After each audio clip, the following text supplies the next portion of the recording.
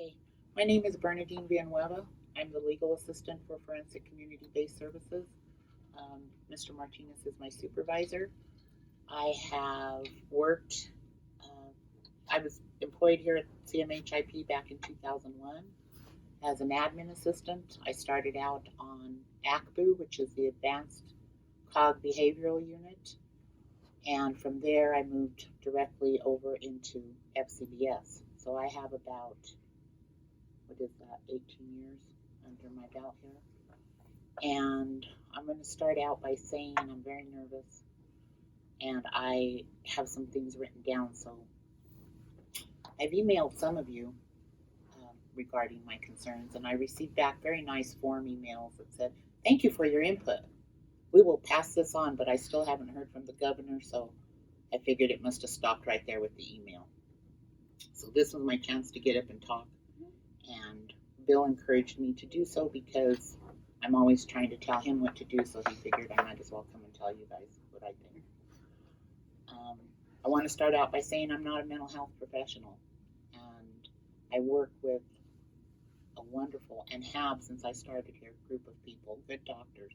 I worked under Dr. Alyssa Ball. I worked with Dr. Locke, Kenneth Locke. I worked with, I can't even think of her name, Dr. McCann. So I worked with Dr. DeQuarto. I worked with probably the best doctors this institute that I've worked with that I think they have. So because I don't have the training doesn't mean I don't know anything. For years I did transcription, and I probably know more history of the patients out there than the case managers working with them do. And because I now, in my job duty now, I work with the courts and try and help the patients progress, I know even more about the history of them.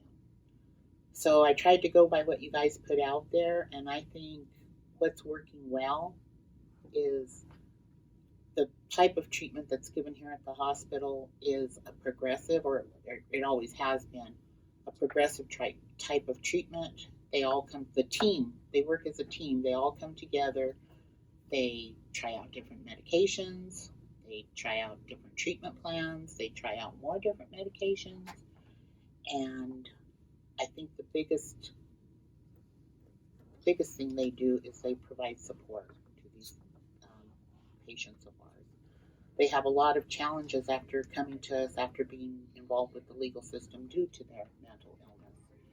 And in the past year or so, we've been gathering all kinds of numbers and data and statistics, because I guess that's supposed to help everybody make informed decisions. But I have to tell you, I don't think that those numbers are going to help you make informed decisions, because until you know the history behind those people that those numbers are coming from, you really don't know what's going on. I have helped gather some of this, and when I go to enter a patient's name in column X because he or she has been returned to the hospital multiple times, on paper that looks like there's a failure somewhere there. And that's not true. You have to know everything that happened behind it. When Bill first came and asked me to start putting together some numbers, he asked me, how many patients in FCBS can you remember or are you aware of that have reoffended? And I looked at him and I said, our patients don't reoffend. And he goes, well, no, there have to be. And I said, no, because this team follows them and we pull them back into the hospital when we see them decompensating. And that's the kind of oversight and treatment that the team provides. And you're not going to get that from a mental health center. They do not have the resources, they do not have the time, and they do not have the people to put that type of time in. I mean, they're overwhelmed, I think, with just the civil side of the whole mental health issue. And they do not have training at all, as far as I know, in the forensic side. These are different, and I don't know how else to put that across. It's the people that make the difference. It truly is. A lot of them have no support, and support is critical to their success. It's not just medication and a treatment plan. It is the support that other people give them and that are trying to teach them how to deal with things in life that we all have to deal with.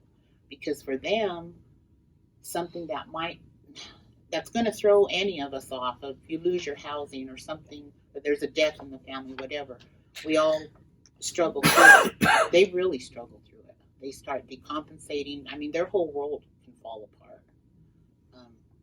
Just for something that the rest of us, we have to deal with, and it's not easy, but it's not so easy for them. And most of the time, they've lost the support of family, and there's not a whole lot of community out there that will help them. So there's a lot of challenges with that, and I'm sure you guys are all aware of. There's a problem with getting them money, a place to live, money to be able to afford the treatment and the medication. And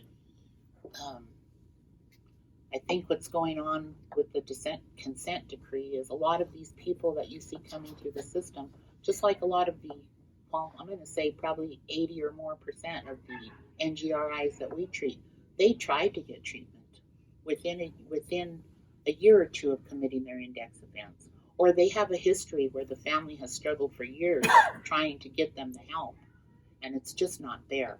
It's just not there.